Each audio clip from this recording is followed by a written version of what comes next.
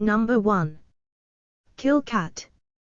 Kill Cat's suit is just a rip-off of one of Batman's worst suits. Kill Cat looks eerily similar to the especially pointy bat suit that Azrael used during his tenure as the Dark Knight.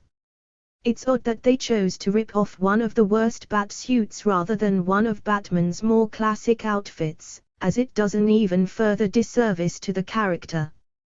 While Kill Cat's suit is functional, much like a bat suit would be, the fact that it looks just like Batman completely negates its look. Instead of having a bat on his chest, he has jarring yellow letters that are the initials of his superhero name against the white and black coloring of the rest of the suit. The eye slots on his cowl are also awkward since they span far out onto the sides of his face.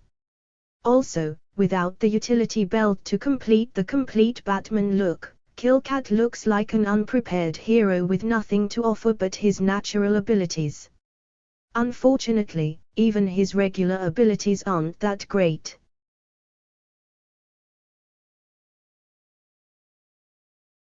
Number 2. Vibe's parachute pants.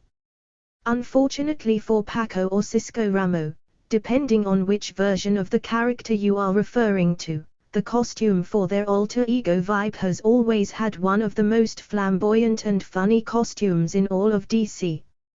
Vibe is often shirtless with a multicolored, large collared vest that is usually sprung wide open. Unlike a lot of superheroes, Vibe doesn't have invulnerability, so he is constantly exposed to injury, yet he has always had costumes that maintain this ridiculousness. Vibe also had parachute pants for years in the comics, paired with his sunglasses that he still wears to this day.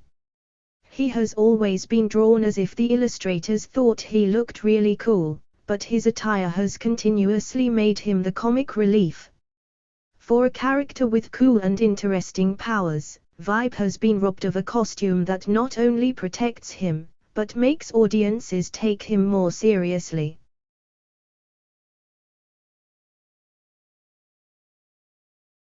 Number 3. Bulletier's helmet. For someone covered in the durable Smartsky, Alex Harrower, the Bulletier, has one of the many other over-sexualized costumes in comics.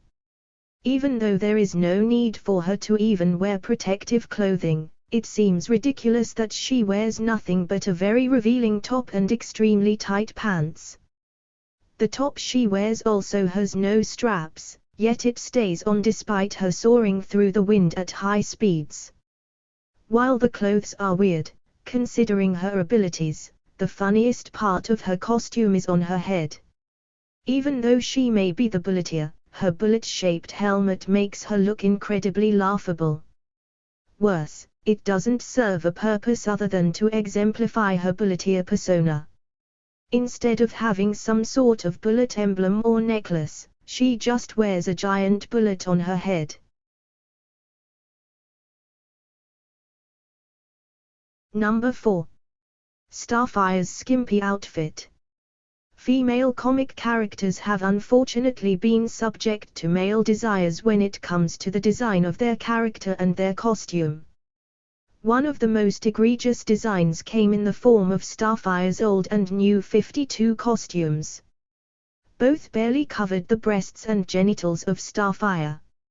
Not only are these costumes obviously impractical, but potentially even offensive.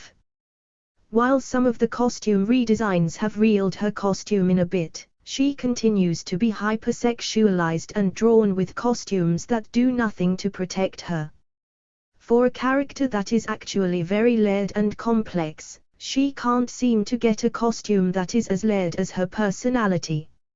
Unlike many others here, her costume design seems to be pretty consistent and not subject to much change, regardless of the illustrator or time period.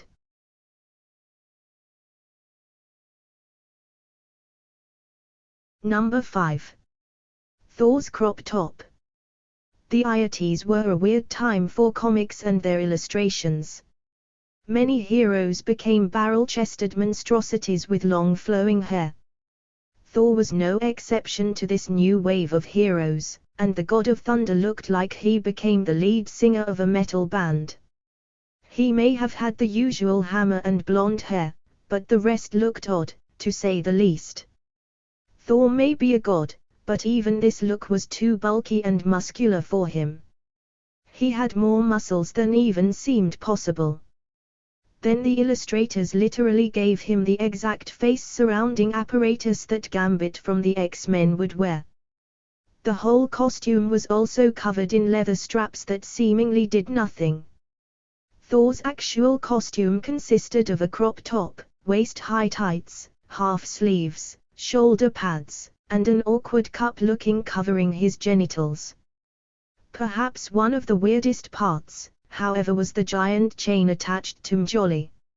It just made no sense to even have chains on the hammer that only the worthy could wield, and it made it even more cumbersome than a giant hammer already was.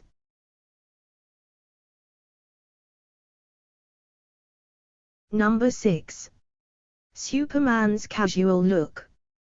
The New 52 was chock full of radical changes to heroes' and villains' costumes, and unfortunately a lot of these changes were met with negative feedback from readers.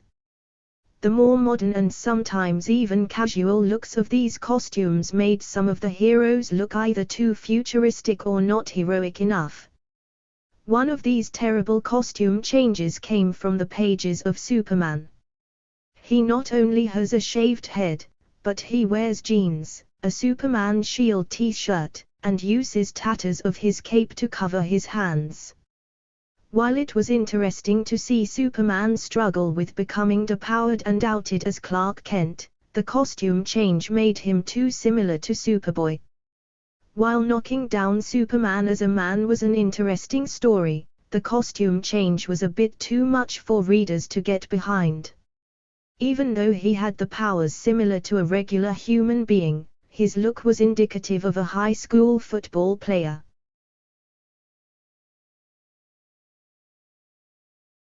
Number 7. Batman's zebra suit.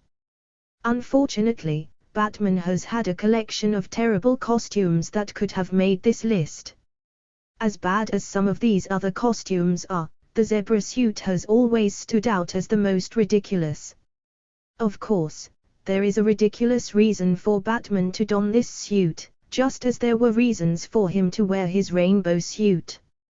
However, Batman being shamed for looking like a zebra makes this suit even worse. For a hero who uses his costume to strike fear into the hearts of his enemies, the zebra suit was enough to make Batman a laughingstock in all of Gotham. For readers, this ridiculous shake-up to Batman not only damaged his reputation in Gotham, but in the real world as well. Despite being during a time when campiness filled the pages of Batman, this suit just took things too far.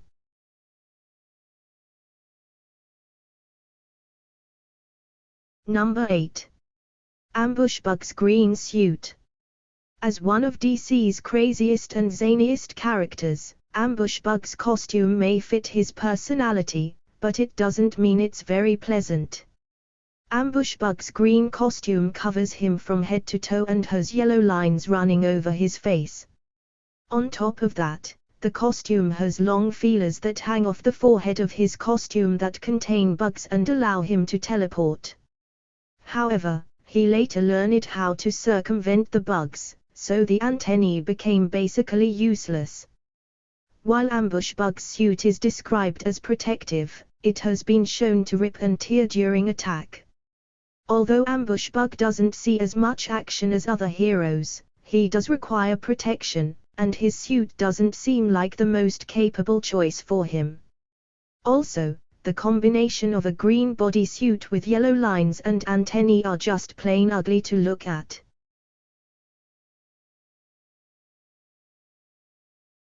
Number 9. Hawkeye's horny, purple costume. One of the most divisive costumes in all of comics, everything that Hawkeye has ever worn seems to be criticized by the audience. Despite Matt Fraction's brilliant run with Hawkeye, his newer sleeker look is still criticized. However, the most disliked suit is obviously his horned, purple costume. Considering that Hawkeye is just a regular guy with a talent for archery, his costume always outshone his abilities. Hawkeye's classic purple costume is littered with random ideas thrown together for no reason. First, there's the horns that are on his mask for no reason. Then, like Captain America, Hawkeye has a signature giant H on his forehead in case people forget who he is in that ridiculous costume. Finally, Hawkeye has a random flowing cloth that hangs in between his legs and almost down to the ground. This has to be the worst piece of his costume because it can't do anything but hinder him in any situation. It could be seen as an alternative to the classic underpants on the outside of the pants, but the cloth itself is just so large that it becomes nothing but a distraction.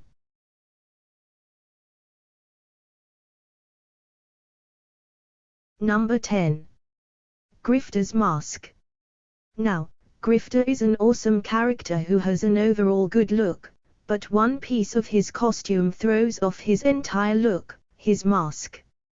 Grifter's mask is just a flowing piece of cloth that sits on his face with just one strand holding it onto his head. With the amount of action he partakes in, the mask would definitely be a hindrance in his ability to perform. The piece of cloth even has the classic white eyes that we see on the masks of other heroes, like Batman, Spider-Man, and Deadpool, but they seem useless on his mask. Since the mask isn't flush on his face, it would be too difficult to see out of those coverings to make them worthwhile. Hopefully, his mask will be updated one day to something a bit more practical, like the rest of his battle-ready outfit.